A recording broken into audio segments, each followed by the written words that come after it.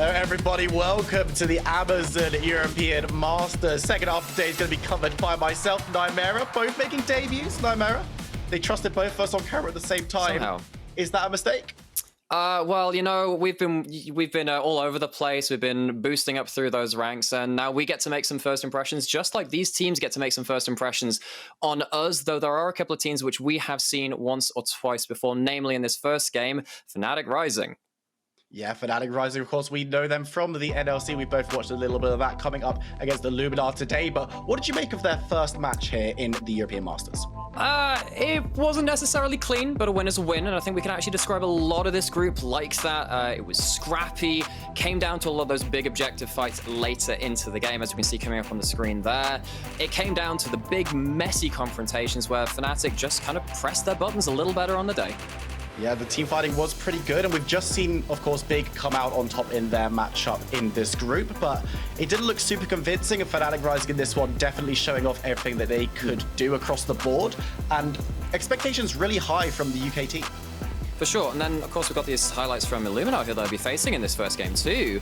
They also pulled out a win versus their 10-0 Tenacity, but we just saw that match between the two teams, the two opponents in that game just now, and I think it's fair to say for all of the games from this Group C, no one has looked dominant so far. Wins are wins, but we're yet to see someone really claiming this group for their own, and Illuminar today, while I think that they can be quite telegraphed, I think that their mid laner has quite a lot of picks which they will always go towards, they haven't been punished for that because they're so damn good at them. It's a case of, hey, you can bat away one of my pocket picks, but I've got a couple more, and in any of them I can style on you absolutely. So it's just going to be a case now of seeing if Fnatic Rising have the tools, because you said no one's looked super convincing in this group just yet. With these two teams both having already picked up wins in their first games, a win here, maybe this is the team that we start looking at as, okay, these are going to be the leaders here in this group. Yeah, for sure, because I think it is fair to say for the entirety of this tournament, there are no easy groups. Doesn't mean there aren't hard ones. We'll get towards Group D later. But if you start dropping very easy games or just odd ones here and there, your chances can go flying right out of the window. We're into that champion select, though. But a couple of champions to keep our eyes onto. I'm expecting Rise bans, expecting potentially that Ziggs as well. But Dajor going to have the TF banned from them first. Yeah, it's going to be taken off the table, something that we know that he likes to play and something that he loves to use to snowball the rest of the map. Varus and Lee Sin, both really strong pickups in their own right, being removed by Fnatic Rising. We'll have to see what else is going to be pinched, and that's the Jace that has been so powerful in the NLC this split. Has been, and particularly in the hands of Pride too. I believe that had something like a 60% ban rate within the play-in stage. Of course, we do have a bit more data there for Fnatic, of course. Illuminar getting seeded directly into this group stage. But another thing that we keep revisiting, tournament after tournament, it seems, is that if you are from one of the bigger players, one of these bigger regions, and you get put into those play-ins, that extra stage time, that extra game time can really start ramping you up into the later stages. Now it's going to be exciting to see what we have as our first pick here. Camille and Nidalee off the map. Of course, these earlier style junglers, Chris and Maxi, both love, but here's the Thresh coming on through. It's almost constantly being an early pick in this meta. It's very good against the Rakan too. So we see a lot of Rakan blind picks. And I think one of the reasons for that is one of the more typical counters of Leona and Nautilus have been nerfed to the point where they don't necessarily have the 2v2 pressure they used to have against a pick like Rakan before. You're really left with that Thresh, which can stop you playing aggressively in lane and also answer you in team fights at the same time. Another pick which has been very high priority has been that Viego. I mean, we saw Syncroft play that incredibly well yesterday, seen a couple of games of it today. Chris is going to be the man with their hands on that champion for now, though. You've got to imagine, of course, it could flex into a solo lane if they decided to do something a little bit different. The Ezreal, however, very unlikely to be going anywhere other than in the hands of ZAMULEK. Sure. Funnily enough, when I think of Ezreal not in the bot lane, I think of the old Giants player Pepinero, and of course we got Giants later on in the day. Been a very long time since we had Runeglaive in the meta, and thank God for that one. Fnatic, what are you going to go answer with here? So, Bean has had some pretty stunning stats throughout both play-ins and their own playoffs as well. Aphelios hasn't been the highest priority champion at this point, particularly because we are getting a lot of champions like that Rakan, which can get right on top of you and deny you those clean team fights where you're kind of diving into them without actually reaching the champion. Is a pretty good pick here now, though, particularly with the Thresh alongside it. That's their primary lane partner to keep them safe. I was going to say, the Thresh really unlocks Aphelios to be able to step forward a little bit aggressively, has a way out, can pull that safety cord, and the Zhao also going to be locked in for MAXI, a really strong early game jungler, and we know that MAXI loves to scrap. This is a lot of comfort, Fnatic. And one thing which I think is going to worry Illuminar at this point is that you know you are likely going to head towards a control mage in that mid lane, particularly the Orianna and the Victor. I know I mentioned it in those highlight reels. While they are telegraphed in terms of going towards that, and no, they don't just play them, they just overwhelmingly go towards them, they haven't been punished for picking them yet. I mean, yesterday, Z10, they picked up an Aurelia, a lane counter, but they didn't close out the game with the early pressure you can get from that champion where you have the kill pressure, you stop them getting to their core items because they've been held down in lane. That didn't happen. Now with the huge early pressure from the Xin Zhao and the ability to just crush through team fights in the mid game with the Aphelios if they get a lead, Fnatic might snowball this game before those picks become relevant, although they're not on the table, the top two which Escik plays. That's interesting. The Seraphine instantly locked in, so a similar style of champion, maybe a little bit more supportive, has been picked up. You've got to imagine that will be going into the mid lane with the Braum already having been locked in. And now it's a case of Dajor, you've lost your Rise, you've lost your Twist of Fate, and the Silas taken off the table as well. Are you going to go for something more like the Yasuo that we have seen him play? Maybe something like the Galio could be an option? The thing about Yasuo is that it was almost exclusively enabled by something like the Diana. Diana's been nerfed, kind of hits Yasuo in that same vein. So now with the Renekton locked in, this is setting it to be not just a 2v2 lane, which you can leave alone. Renekton can then get the attention of your jungler towards that top side. Look, you're probably not going to break an Ezreal Braum, but you are going to be more than happy to farm up in that bot side. With something like a Syndra, which I would love to see, suddenly your ability to brawl through the top side of the map is crushing as well now for Fnatic Rising. Yeah, two really nice lanes they found themselves solo, and now we're going to see if that Viego is going top or jungle. Again, really popular in the jungle, has seen some fringe play in that top side as well. We'll have to decide if Chris or LeQu are the ones to take their hands on one of the newest champions in the game, and it's going to be the Gnar coming in up against that Renekton, so a very strong champion who we saw him a decent time last game, but we'll have to see if it shines even further in this one. Sure. So what we have with the Gnar into the Renekton, and similarly across the board actually, is you have lanes which don't necessarily dominate, they don't necessarily crush, but they can lose gracefully. Is it going to lose gracefully enough for the 5v5 to come online? With the early playmaking that Fnatic Rising have and that tendency to really knuckle down on that style of play. Heck, they beat Movistar Riders earlier into the tournament as much as they did lose a pretty crushing game the other way. They have shown that upper level, beating big, beating Movistar Riders, they can be a real threat in the early game. And I'm now worried for Illuminar that they are not going to get to the 5v5, which they have so obviously built this team comp for, and they're so good at playing around. Fnatic Rising, super scary. They had the, I believe, second shortest win time of any team in the NLC on average during the regular season. Like that, yeah. They have the most kills, the least deaths. Their fighting is immaculate in the early stages, and there were some question marks being raised during the play-ins. They had a very strong play-ins, but there were a couple of times where early decisions were made incorrectly, especially in that game, as you mentioned, against Movistar, where they kind of just donated a bunch of kills top under tower, which we'll hopefully not be seeing from them today as we find our way onto the Rift, fourth game of the day here at the Amazon European Masters. No, Nymaera, I knew it was going to happen. We've got Fnatic Rising on the blue side, taking on Illuminar on the red. Oh gosh, good to be back. Good to be back onto the Rift. Good to be back casting with you, of course, Viperoon, on a different stage, but alongside someone who I very much trust to catch my flubs. And the question is really, because of how frenetic these games have been, how frantic the fights have been, and all over the place, who's going to catch these players' flubs? I mean, what happens if Dajor is caught out of position? I mean, we saw sadly Paulson, from the perspective of people who've covered the NLC a bit, didn't have the easiest game just now, and they're other NLC representatives in Fnatic Rising looking to one-up that, get to 2-0 and get themselves into a really good position to progress from this group. Because as we said, there are no easy groups, but there is a point where if you have that lead over it, you can start to come in a lot more confident to the second round robin, because all of those games, I believe, are played in the same day after that point. Absolutely. It's a case of you play out quite elongated in the first half of your games, and the second ones are all, you're playing them now, you're going to be the world's format.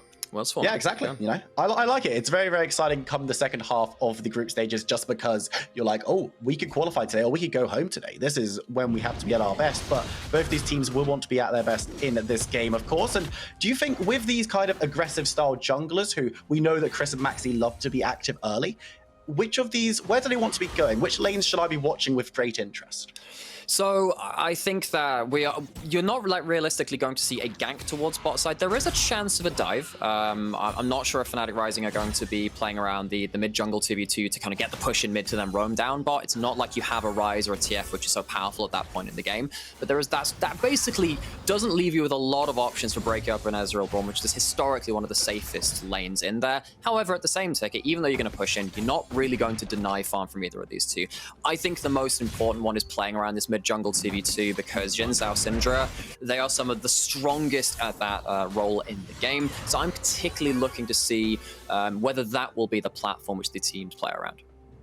And Dajor, of course, the newest member of this Fnatic Rising roster. He's been talked about a lot coming into this tournament and in the play-in stages and filling huge shoes, but has been slowly growing into the role. The concern, I guess, for a few analysts I've talked to is he going to grow in quick enough? Just because it's European Masters main stage now, it's not really a development league. Whether he can step up against some of the strongest mid laners in all of Europe and future LEC stars you've got to imagine. And with Escik on the other side, definitely not an easy opponent to be coming up against in lane. Well, yeah, we can talk about this this rookie of Dajor coming in for Fnatic Rising, filling in the fantastically large shoes of Febiven, who did retire this split. But I mean, a lot of Illuminar are also very young and very talented players. Now like 17 years old, was 16 in the NLC Fall Open when I believe they made their debut on our screen, at least my one at least. So there is similar comparisons to be made across the board. Of course, one of our casting colleagues in Reclamation used to coach Dajor, had some high opinions and says, yes, they actually do have that potential to reach the highest levels of ERLs potentially at some point in the future. At what point is that going to come through, though? Because this is not a development league, like you were saying. This is EU Masters. This is the top of the ERL chain. Now, Dajor coming in, having a bit of time, at least with the rest of the squad, maybe has had the time now to integrate and be a bigger force on this stage. It's definitely not been disappointing in the play-in stage so far, but we'll have to see if he can do it today on this Syndra, which you said could be pretty important. Hitbrain was saying earlier after the last game that this tournament so far has really been the story of marksman. And you've already touched on ZAMULEK a little bit. Actually, Chris is... on your marksman, get set, go. Let's go bot lane. Yeah, Bean needs to try and get out of this one. Rhuckz is going to be able to flash away. The concussive blows won't come through, but they're going to come through onto Aphelios. That's a very nice lad, and a teleport coming through. Rhuckz takes the concussive blow to the face. The Winter's Bite not going to be coming through, and Pride not super healthy. Does need to be a little careful, but is there just to intimidate more than anything as Illuminar step away. I believe what happened there is he teleported right in front of a Gnar, who got several passives of that hyper off, and that does quite a lot of damage in the early game. So Pride burns the teleport. They save the flash onto the Aphelios, so that is important. However, at the cost of the teleport too, I wonder if you just flash early and say, well, be damned with it. We overpushed, we didn't manage to get much done on that bot side, and just take that summoner loss rather than investing elsewhere on the map too. We'll have to see what Gnar can do with that teleport advantage, whether he's going to want to use it for a nice reset, get back into the lane and try and get some bullying onto this Renekton, or if he's going to want to maybe make a play of his own down towards that bot side or that mid lane, being able to sneak on through. But Bean doesn't seem deterred by this whole situation. He's still got flash available and is still stepping up aggressively to have priority in the bot side. Dragon, of course, on the menu. It's Infernal as our entree in this game, and both of these teams are really going to want to grab that little bit of extra damage. They should do, of course, you know, trying to get up those early neutral objectives very much helps. I think that Illuminar, though, would be fairly happy to give over an early dragon to get to the point where they can fight around maybe a herald, maybe towards second dragon at that point too, because I don't think you are in a position to fight with an early Seraphine and early Ezreal. That is not really your power spike compared to level 6 Zhao. Level 6 into the Aphelios 2 is actually very important at this point in the game.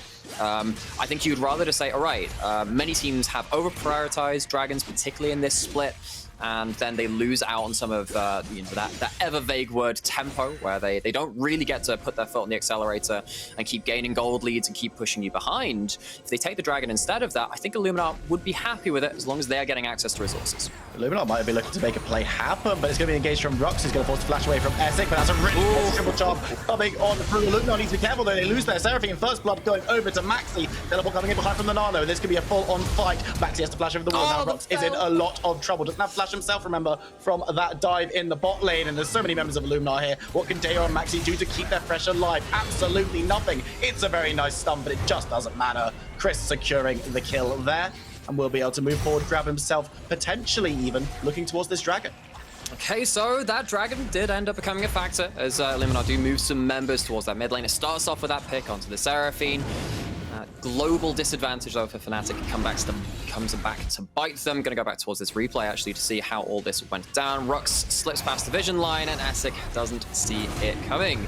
Talking about the level 6 spike, well, turns out Seraphine, if everyone clumps up for her, does have a lot of CC. Traded in kind of by the Scout of the Week. And I think at this point, you are very, very lucky on the side of IHG that you haven't taken this fight 30 seconds to a minute later when you do have a level 6 on your Xin Zhao. That would have been very dangerous at that point. You're also very lucky there wasn't an Aphelios to start wailing away and stacking up Conqueror 2 during that fight. They find the right opportunity though, and they do even up the trade. And grab themselves the dragon off the back of it as well. So Illuminar going to be the ones with the Infernal. We're going to see Rift Herald making his way onto the Rift pretty shortly. And is there a team that now really wants to get this one? We talked about Illuminar being happy to trade over for a Herald. Fnatic Rising now is the onus on them to try and secure the second major objective. I think after this point is entirely about your approach to the objective. It's this is the point where you have now you do have to worry about first items coming through for the likes of the Seraphine and the Ezreal, and of course the Viego resets being an ever-present problem if you're a Fnatic Rising fan. I think at that point you're basically saying if we get the vision, if we get the correct approach, then we take the fight, but we do not give them a chance to get that that wombo combo off in these team fights, which they've been aiming towards so heavily with this draft, because that's how you just kind of much like the last game against Big that Fnatic played, you can find yourself a very difficult situation, which you then have to fight your way out of. And we know that Fnatic Rising can climb out of bad situations. They're going to want to be able to secure this Rift Herald. No fight needed this time around, though. But they don't want to be falling too far behind if they can help it, because, as you said, team fighting's pretty spooky. Don't want to be going up against the Gnar, Seraphine, Ezreal in those kind of situations, and being also taking a decent chunk of damage, even though the Ezreal's not really got too many items. And actually, we'll have to be careful himself. ZAMULEK gets chunked out, but being now no ultimate available. No, I think he's just trying to make sure that ZAMULEK can't just trade for free. Of course, now he has access to the wave. I mean, Aphelios is a champion whenever they do have access to the wave, they just become very, very strong. You start stacking your chakrams, using all of your different weapons to quite some effect. Doesn't really lead to much after that point. It's also just the extra factor of it's not like you're going to have a big team fight coming up. That ultimate already a course of the way off cooldown. And with the dragon coming up in 3 minutes and the Herald already down, I mean, why don't you just take it for the free trade? Give yourself some momentary lane pressure. Charm could be in a little bit of trouble here. Being stepping up but not able to do too much. The box was also burst, but Charm didn't even have to step through it with that stand behind me. Going to be able to just move away pretty happily. And Fnatic Rising looked like they were going to commit members down towards that play, but the play never materialized. So, of course, there is that. Yeah, I mean, there is that Herald with the potential to drop it, take a load of plates. And if you do get a load of gold onto the Aphelios, suddenly this big wombo combo must hit the AD carry. And as much as Braum was saying earlier as well, which you then quoted, saying, yeah, there's a lot of marksman problems and a lot of marksman emphasis in the games that we've had so far. Well, Aphelios is one of those which you are most scared of when they have resources. Rhuckz would love to have that Aphelios nearby, though, to fight back against this play. But he does have Aphelios now, as well as other members. Charm and Chris need to be careful. Death Sentence will land on, but it doesn't really get the suppress, just the chain. So Rhuckz isn't interested in going to the wrong side of the wall. Will back away, but a couple of summoners being burned and Escik being given a little bit of free time in the mid lane. So Heartbreak Strike taken away from Chris. Uses that to get over the wall, goes unstoppable. All of that fancy interaction as the hook doesn't actually stun him, as you were saying. And we have a little bit of a, I wouldn't say like brave early game. It's pretty much the opposite of that. I think both these teams just very wary that if they are the ones being counter-engaged onto with the Scout of the Week from a multi-ball ultimate or something like that, with the Moonlight Vigil and stuff like that, both of these teams don't want to be the ones to pull the trigger because they might be the ones getting counter-engaged so hard on afterwards. It's kind of the fear of making a mistake, which makes sense. All of these teams in this group, as we've said, have made mistakes. They haven't played flawlessly just yet. And yes, it's a tiny sample size in this group, especially for Illuminar, who we haven't seen too much of at all. But you don't want to be losing out in games this early on, especially when you've grabbed a first win and want to be asserting your dominance on this group. Both of these teams will look at this group and think, yeah, this is qualifiable for us. We want to be able to get towards those knockouts, those best of series, and really show what we can do at the latter stages of the tournament. And it's showing a little bit in the way that they're playing. There hasn't really been any crazy diving. There hasn't been too much in terms of risk-taking so far. And I mean, when we saw the Nidalee band away, we kind of understood that, okay, all right, some of those early playmaking tools are being removed from both of these teams. And again, Illuminar, they have a comp which, okay, I mean, they're making another play. Dajor needs to be careful. Flashes away though, so he should be okay. And a couple of plates gained by the Syndra, but not too many. Okay, so opportunistic, if that. And again, just like to reiterate, Illuminar probably don't care if not much happens early if they can get into the right position to team fight on even footing. It's within 1,000 gold, they have themselves a dragon stacked up as well. They are happy to let 1 dragon, 2 dragons, maybe even 3 if it gets to it at that point. We could be in for a bit of a longer run in this game. Just Illuminar look for their one team fight, which then ties them over to a Baron. Yeah, they're going to be completely happy to give over this Ocean Dragon. They've already got the Infernal, so they're not being scared about it getting towards that 3-4 dragons where they're maybe a little bit more concerned. We're going to see the Cloud Winds quicken, though, as it will be our soul for this 4th game here in the Amazon European Masters. Dajor can't really push in too far, and actually with Chris going over the wall, going unstoppable and getting the damage down, getting the stun down, Dajor needs to be very, very careful. So much coming in onto this Syndra. Won't be able to land the root though, but Charm dives on through. The Ignite will allow Seraphine to secure that one. Escik with the kill, and another one goes the way of Illuminar. I mean, I don't care how many Phrase Rush procs you've got there, Dajor. There is no getting out of that situation. I mean, big credit towards Chris and that mid-jungle 2v2 of the Seraphine for actually realizing they can get an extended rundown. There was no flash, was pushed too far up, and that Syndra was free game for Illuminar. Now they got a decent chunk onto Bean, weren't able to take him down with the ultimate from Ezreal, as Charm steps back into the lane on the Braum. Teleport mid as well for Dajor, who might want to be trying to pick up that wave as much as possible, but... Teleports back into lane. What do you mean I didn't die? Yeah, he's like, oh, that's fine. I was here the whole time. Don't worry about it. No, Summoner... Oh, no, you it's saw a visual bug. Don't worry about it. I think, as you said, Illuminar super happy for this game to be as an even keel at this stage. We're coming up to 14 minutes where tower plates will fall off. The towers will be laid bare and the gold won't be as oppressive or as useful from those outer towers, and things are dead even, pretty much. There's 100 gold in it, and for Fnatic Rising, with this composition, with the way that they like to play, that's basically nothing.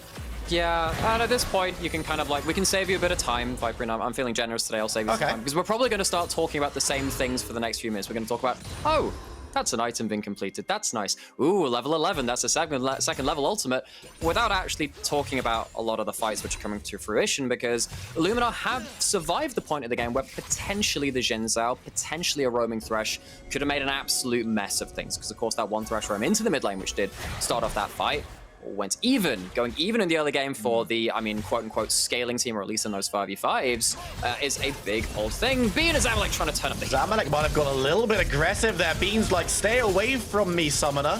Picks up a kill for himself, flashing forward to secure so much of Aphelios damage, but we could have a scrap over the second Rift Herald, as Fnatic Risings were the ones to start it up, and look at LeQu, he manages to pick up 2, and it's big targets as well. Dajor already gone, Rhuckz goes below half health, puts up the box, but still gets deleted, and Illuminar see their bot lane of, oh, they're going to be able to pick up 2 in the jungle, maybe pick up a third, as well as MAXI gets caught out with lots of CC. There's the concussive blows, he's got a headache, and it will be a Zhao going down. He's surviving a decently long time, but in the end, too many members of the Polish side still standing. The Ultra League takes this round as they pick up multiple kills and potentially the Rift Herald as well. Oops. Okay, stuff happened. Oops. Okay, so big Herald fight. It all started with that 1v1 in the bot lane.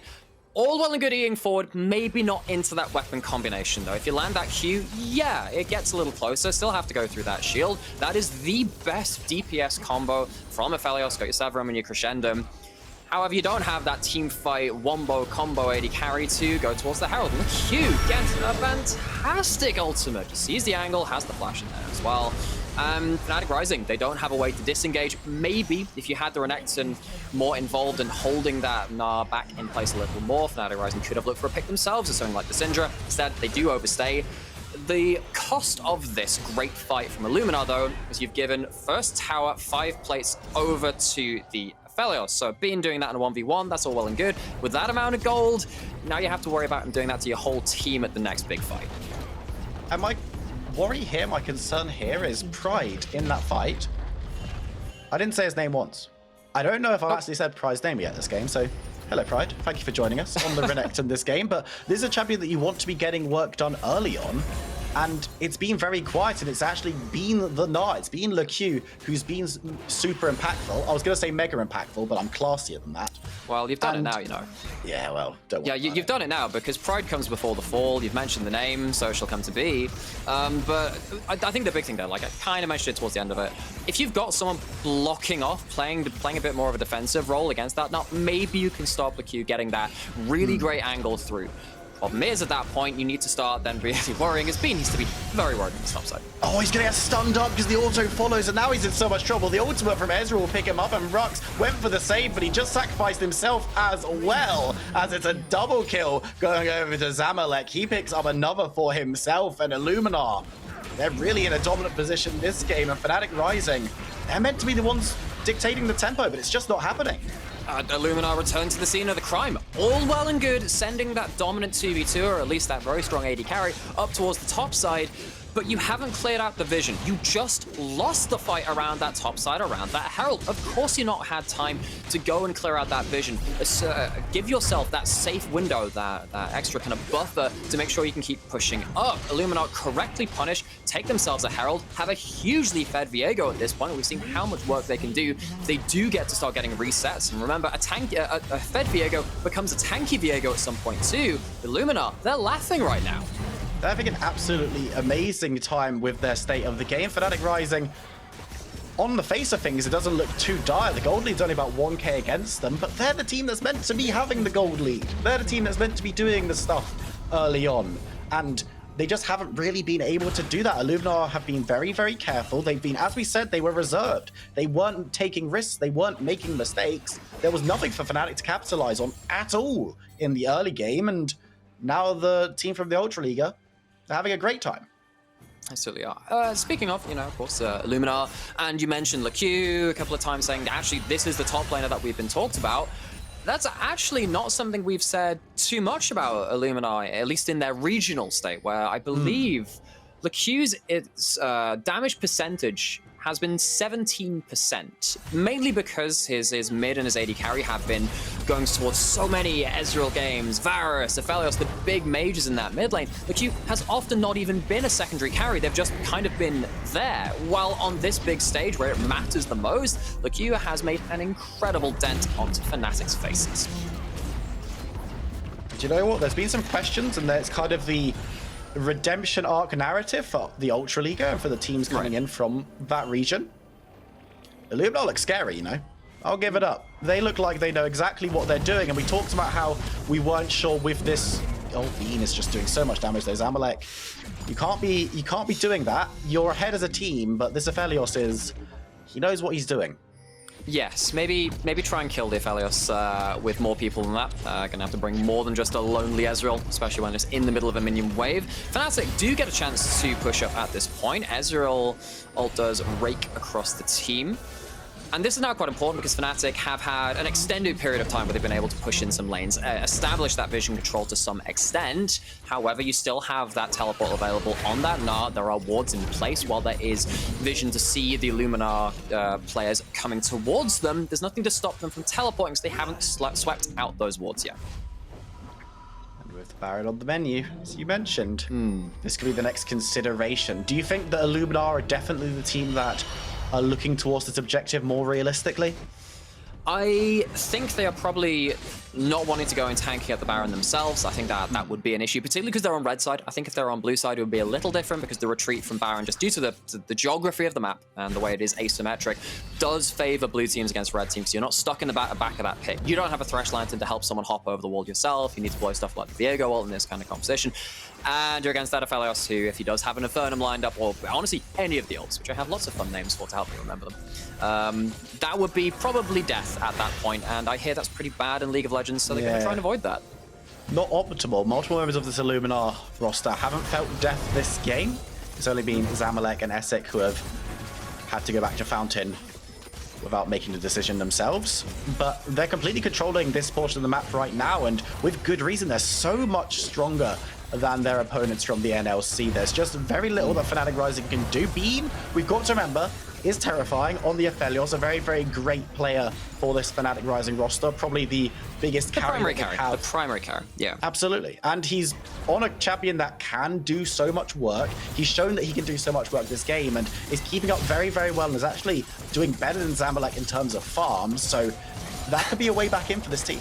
But I raise you 2-item Ezreal Power Spike. No, it's not the same as the old ones before the item reworks, but it is still very effective. And of course, with Nymaera applying on your ult and on your W and your E and everything else, you have some pretty hefty burst combos, which means that if you're fighting front to back, if it is a big zoning Nug, making sure that the Aphelios can't get into that fight, same with the Encore threatening the clump which Fnatic might form, then I think ZAMULEK is going to be more than happy just wailing away in a front to back style. Even though, of course, if Aphelios is given the correct spacing to do so, yes, he will tear apart some Polish players. It's not like in the game we saw earlier today where Tricked had Demvox Day free firing for most team fights, and then the other team was just like, we're not particularly fussed by this, we'll let you keep going, because you can't really do that with an Aphelios. You can't really do that when he has himself got those 2 items and is able to rip to shreds significant members of your team, including ZAMULEK and Escik, if they step forward too much, if they get caught out by the CC. And it's now Pride who's gone down into that bot lane against LeQu, has the teleport available himself, but this Gnar is going to be a pretty big problem. But Pride is trying to take the fight to him and gets a decent chunk before taking a lot in return on the reverse. But look at the teleport coming in behind. It looks like they want to catch up the Gnar and maybe turn it into a dragon. Dajor is the one who followed on through, wouldn't be able to get the stun. The ultimate comes through. Where's the CC? There it is, and there's just nothing Gnar can do. It's a shutdown going on to Pride. Chris is here, but so is Bean. Teleport coming through. Okay. We're going to have a full-on team fight in the bot side. He managed to get a stop on to the Renekton, but it doesn't matter. That's the shutdown for Bean, and that is massive. Escik gets a decent charm through, but doesn't have any support right now in the bot lane, as the rest of his team is just not here yet. Charm and ZAMULEK tried to start up the dragon buff, but they're not going to be able to get onto it before MAXI, Rhuckz, and Bean all show up into the river, and Illuminar have been forced to back away. It's not the biggest objective in the world, but it does set Fnatic Rising up for Soul if they can secure it. And they do end up getting that. And Chris, what are you doing? Such a deep engage. I can understand thinking that maybe you have a damage calculation, get that first kill. You can set off with those resets. Starts with, of course, Pride kind of trading his HP as a resource to set up this play, make sure that LeQu gets a little bit over-ambitious. They all make sure that there is no counterplay to that stun either. And I'm not entirely sure what Chris thought he was doing. Maybe he thought he'd get the stun onto Dajor instead of Pride, but Pride plays body blocker. Dajor still had the flash draw that too. It does lead to a significant fight for Fnatic Rising. It just takes a bit of the pressure off them, takes a bit of the momentum out underneath Illuminar. However, they are going towards that Baron now, maybe emboldened by that last fight. Maybe they just want to start getting on with these team fights. Yeah, Illuminar have picked up the Baron. It was Fnatic Rising that tried it during the replay, but were forced away. And now we're going to see the exact same thing on the big stream as Illuminar. Decide they don't want to take the fight. You don't want to be losing so much MR, your defensive stats being burnt away by Baron when there's a Syndra just hanging around the other side of the pit, and the Aphelios as well is going to have a great time on those lower health bars. But it gives Illuminar a chance to try and get some chip damage down on this mid tower, and actually the response from Fnatic's a little bit slow, and they might lose this one. They do. Pride, of course, went up towards that top lane, and Pride had a very dangerous angle coming into that fight. If you let that Renekton with the flash, Dominus, Rage stored up, and everything else, everything you particularly need in that fight, Illuminar probably get dove into that backline and lose the fight horribly. They should not have taken that fight. They realize something is amiss. Do back off in time. They pull Fnatic across the map to get that angle, though. They do get themselves an inner turret as the opportunity cost would normally be what I say, but they actually gain from that experience overall. So the opportunity gain is one in favor of Illuminar. Now they're looking towards this Baron once again. Fnatic Rising is the one who started it up, but Illuminar, as you said, are kind of fine with being the ones that force in, are the ones that are trying to contest into this objective. But Fnatic Rising, this is not a slow Baron. It's going pretty low. Rhuckz gets this chain down, and now the Baron keeping an eye on that health bar. Who's going to be able to get it? It's going to be stolen away by Illuminar, and now the fight should go their way as well. Fnatic Rising looking to pick up anyone they can, but they've already lost 2 members. Huge stuff coming in from Dale, but it doesn't matter, as ZAMULEK in the pit needs to be a little bit careful, but should be able to get his way over the wall, but he's joined by Charm, who gets onto Bean. He needs to be very careful. Escik on the side, still alive, as Illuminar are rampaging through the team from the NLC. Rhuckz will be the final victim as Bean gets away, but it's Baron on 4 members from the Ultra Liga. How did that happen? What a horror story for Fnatic Rising. They have great Aphelios guns to start chunking out through that DPS. Lots of resets, lots of chakrams, but Chris gets in the pit, is not denied. There is no one playing blocker. It comes down to a burger flip at the end of the day, and the team fight, which Illuminar have been waiting for, with some of their longer range from the Ezreal and the Seraphine, comes out at the perfect time for them. They were waiting for Fnatic to start the fight for them, and they hand it to them on a plate. It looked so simple for Illuminar there, and now it goes through a position where Fnatic Rising were not where they wanted to be, but kind of feeling okay, to now they're staring down the barrel of a decent gold lead, a Baron buff as well, and a team composition that is hitting all the right spikes and is in a terrifying position. So for Fnatic Rising, what are they doing now? What's the game plan from here on out? Because they've got the opportunity to take a Dragon Soul in 80 seconds. I don't know if they win that team fight. But you can at least maybe give over a dragon yourself now. Now you've got that, well, what we said that maybe Illuminar should be doing earlier into the game. You can apply that over towards Fnatic Rising 2, potentially so you can get to a third item completion, Infinity Edge onto Bean, and maybe get towards something like a Bloodthirster instead. Depends what that third item will be, whether it's that defensive nature or something a little bit more one-shot capable. Because in that last fight, xCharm, Escik, LeQu did such a good job of splitting up Fnatic and making sure that the optimum damage could not come through. Pride is going to go onto that top side of the map, make sure that there is at least one wave pushing and something which Illuminar have to respond to. Pride does have a teleport advantage for the next 30 seconds or so. It doesn't like Fnatic find themselves an opening to make any use of that. Absolutely not. And Dragon's going to be on the map in about the same time frame. And as you said, Fnatic Rising don't need to fight over it. They can just let it go. But this game, they can't let it just keep going because Illuminar are very spooky if you let it go too far. And that one fight. No, Viperoon. It is August. That is an October word. You are doing that 1 month, 2 months too early. I know. We're almost there. It's fine. I saw. Do you know what? I mean, what's next? Mariah Carey? I don't know. Well, ZAMULEK would love to have himself a present early in the form of an escape, as he does get out. He's fine. It's simple as the teleport was used though, so all 5 members of both teams are going to be involved in this fight if they go for it. The Glacial Fissure doesn't quite hit Dajor, and no one's able to catch the Syndra as she takes that lantern to freedom. That could be big. That's a huge team fight for Illuminar. They take down 2 members. Rhuckz is not alive just yet, but look in the backline. Pride is looking to cut off the resources, cut off the minions, but his head might be the next thing that gets cut off as Illuminar, they're mad. They're going for the crocodile, and they're going to be able to take him out in short order. Fnatic Rising lose 3 members. It's MAXI and Rhuckz, backs against the wall. How much are they going to lose from that play? Well, they're not actually going to lose that much because Pride kills 2 minion waves. Actually means they can't push in with the dominant amount of numbers they have on the map. Start of this play kind of looks a bit similar to what happened in the laning phase for Dajor when he did get caught out that first time. Does get some good disengaged play, but the extension on the Encore is irresistible. Just going to stop and tap your feet as LeQu and crew start wailing all over the poor AD carry in mid lane.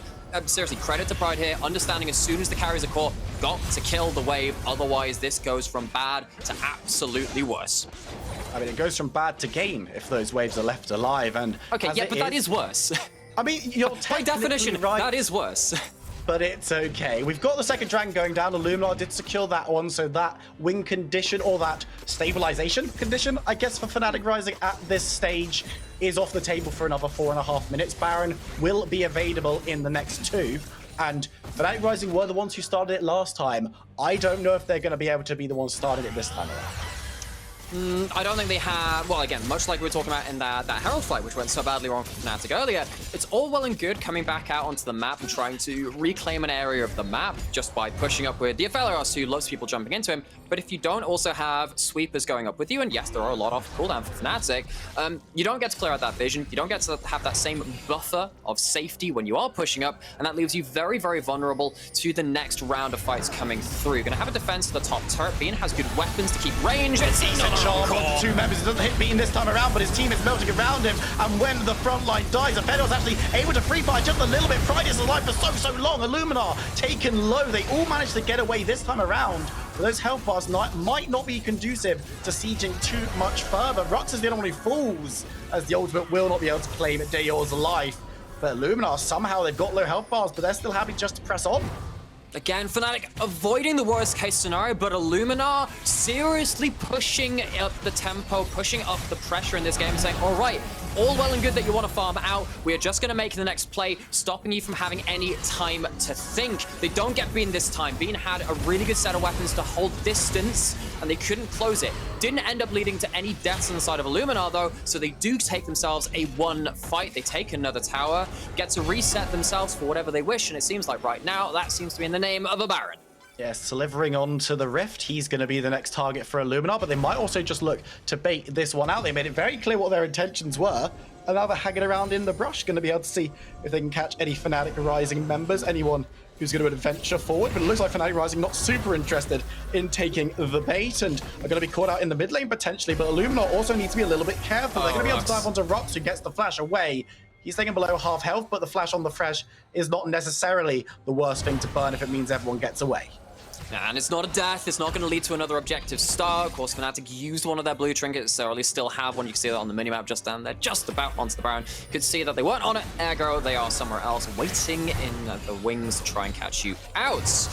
I mean, we can see there, just from the Rhuckz pick again, losing that flash. Illuminar have been so good this game at knowing the distances they can chase down people at, knowing the distances to say, all right, if you are out of position, you don't have a teammate here, we get the free kill, we get out. Seraphine with the move speed seriously helping with that. It's been a long time since we've seen that, and not a long time until the Baron goes down. MAXI goes in, and he's going to be taken pretty low, but he's surviving for the moment. That's a shutdown for Braum. Onto the Viego. LeQu might be caught out. ZAMULEK still in the back of the pit, putting out some damage. Gets MAXI. That's a huge amount of burst coming through from the Ezreal, but they re-engage. The NLC team wants to take this fight. A decent amount of damage, but it's all going into Braum as Dajor has his ultimate blocked, and now Pride needs to try and get away, dodges away from the boomerang, but it's unstoppable for ZAMULEK as he's got the whole of the team on strings. He takes down another before being removed, and that's going to be Rhuckz, the last victim of the fight. Teleports coming in towards the bot lane. Do Illuminar have enough to finish this one?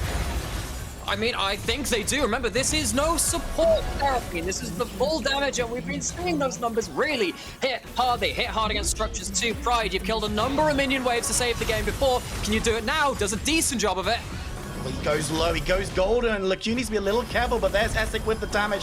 Will the Alligator be able to hold strong? He's dodging away from so many skill shots, but it's the punch from Gnar for the ace. Illuminar don't have a huge minion wave though, so I think it's just going to be the one Nexus Tower and bounce. MAXI back up, Bead and Rhuckz both up in under 10. It's a big dent, but it's not the game.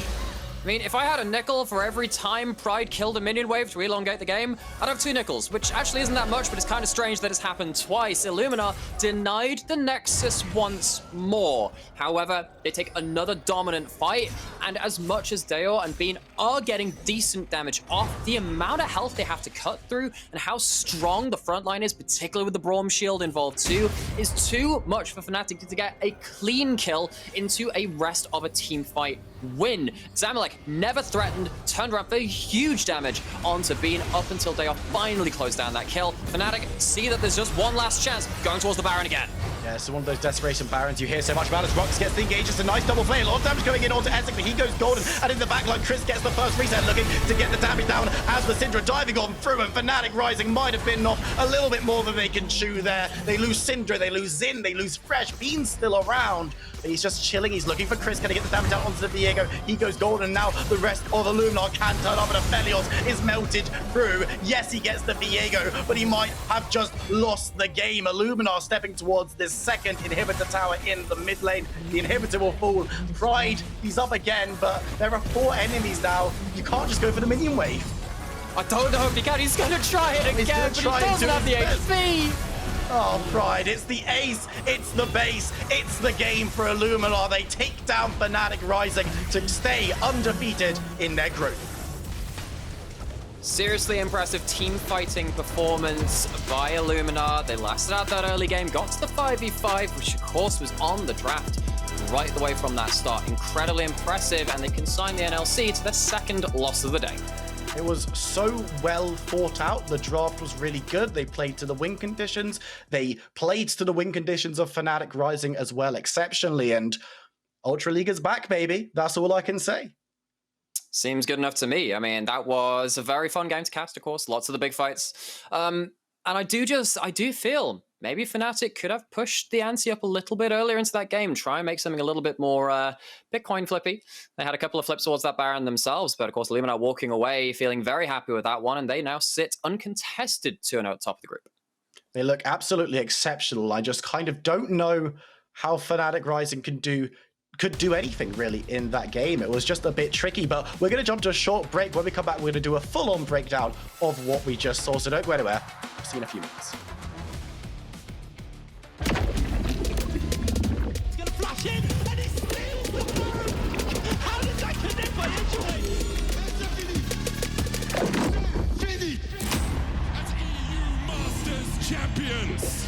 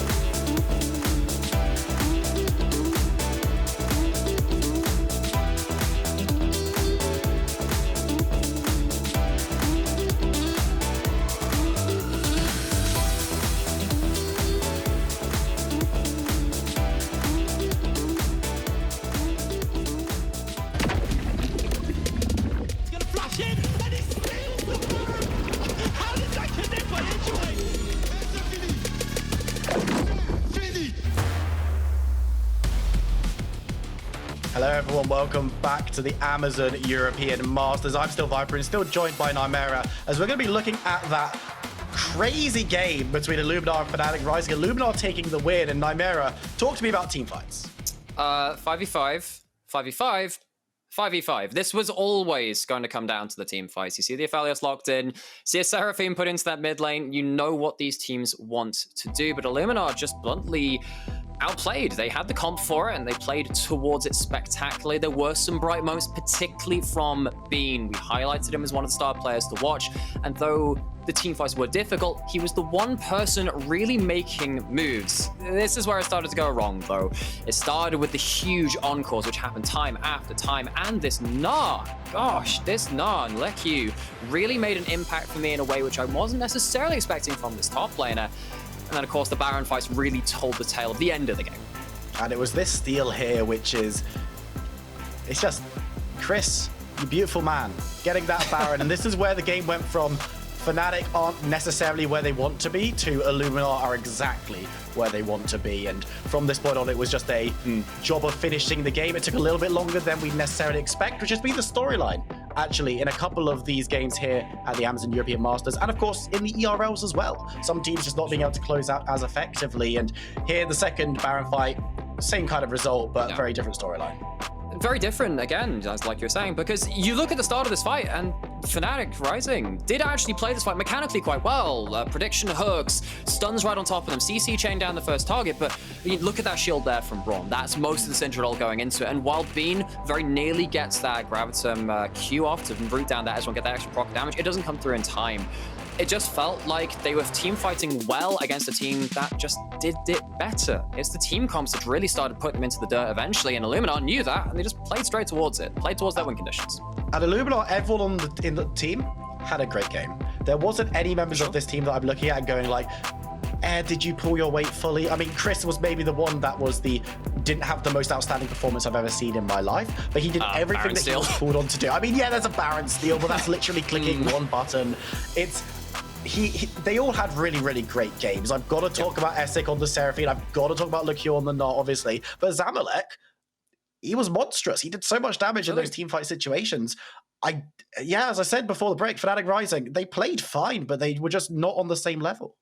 Yeah, it's like giving an Oscar for an ensemble performance. It seemed like Illuminar kind of spread out that carry burden and everyone performed their roles to a very high level. And I think that is something you do need. You do need a very high base level to compete at this level. You can't really deal with just being gapped in a certain position too hard. And Illuminar were very, very solid. And now I'm looking at this team going 2-0. They still have to play big, of course, and big looking to, of course, they can tie them at 2-1 in that group and take the head-to-head over and get themselves a good result heading into the second round robin. But suddenly where we were, like pre-tournament, I was kind of thinking, well, Fnatic Rising probably looking like they can qualify. I think that, I was favoring them to get out of this group. Losing a game like that, that's a difficult one. But I mean, Illuminar, on the other hand, absolutely exceptional looking at this group and going, yeah, maybe we're the leaders in this one. But we're going to turn our attention to the next game. We've got Mouse Sports going up against Matchco Esports. Don't go anywhere. We'll see you in a few minutes. He's gonna flash in, and he steals the Braum. How did that connect by Edgeway? Finish as EU Masters champions.